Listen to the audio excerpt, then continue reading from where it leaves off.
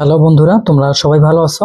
আজকে তোমাদের জন্য যে আমি অঙ্কটা নিয়ে এসেছি তা হচ্ছে দাঁড়বে একটি নৌকা স্রোতের অনুকূলে ঘন্টায় 15 কিলোমিটার এবং স্রোতের প্রতিকূলে ঘন্টায় যায় 5 কিলোমিটার। স্রোতের বেগ কত?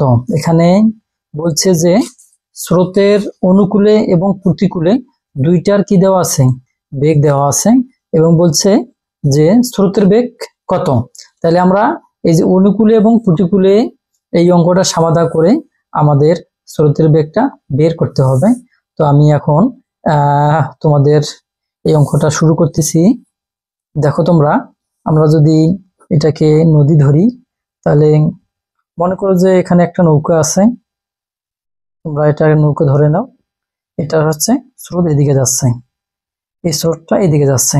তাহলে এই স্রোতের অনুকূলে এই নৌকাটা পনেরো 15 কিলোমিটার যাবে এবং স্রোতের প্রতিকূলে অর্থাৎ স্রোত যাচ্ছে এইদিকে, কিন্তু নৌকাটা আসতেছে আবার কোন দিকে?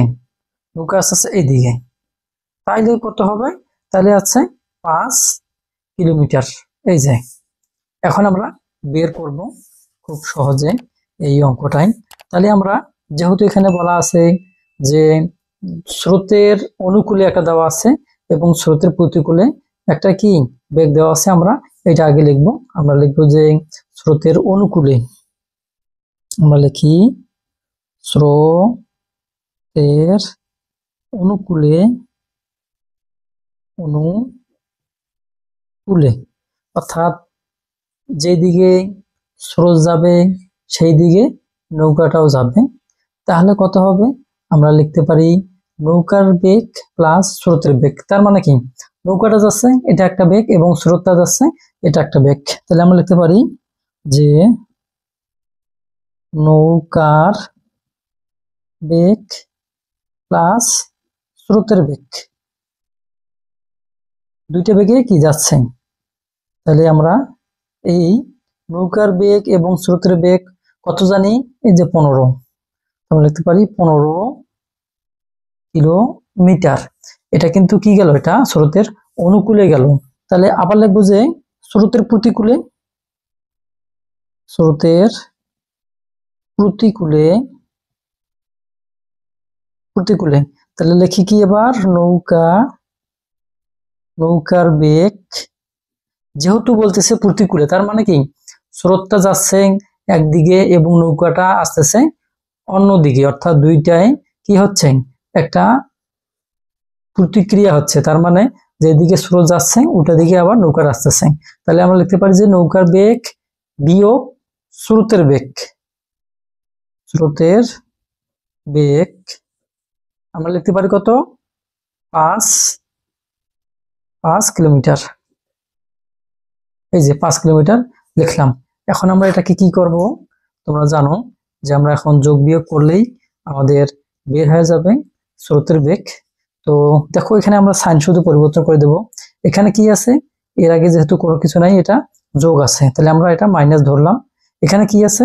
এখানে মাইনাস আছে, তাহলে আমরা কি দেবো? এটা প্লাস দেবো। অনুরূপভাবে এখানে কি আছে? যোগ আছে, তাহলে এটা কি দেবো? আমরা মাইনাস দেবো। তাহলে আমরা এই যে নৌকার বেগ আর নৌকার বেগ প্লাস যোগ আর বিয়োগে কি হলো? কাটা গেল।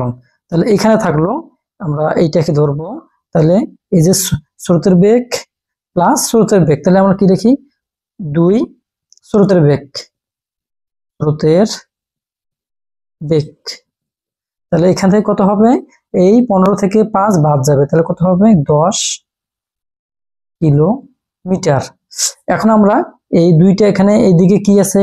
এইদিকে গুণ আছে, তাহলে ওইদিকে কি হবে? ভাগ হবে। তাহলে লিখতে পারি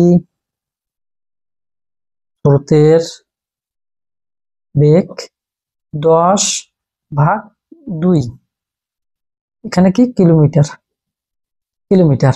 তাহলে আমরা যদি এই 10কে 2 দ্বারা ভাগ করি তাহলে কত হবে আমাদের? 5 কিলোমিটার আর কি ঘন্টা। যেহেতু এখানে এখানে কি বলছে, এখানে দেখো তোমরা এত ঘন্টায় ঘন্টা দেওয়া আছে, এই কারণে কি হলো? ঘন্টা হলো। তাহলে এটাই আমাদের কি উত্তর।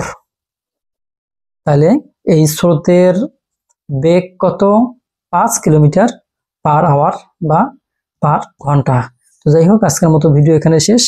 তোমরা ভালো থেকো। আল্লাহ হাফেজ।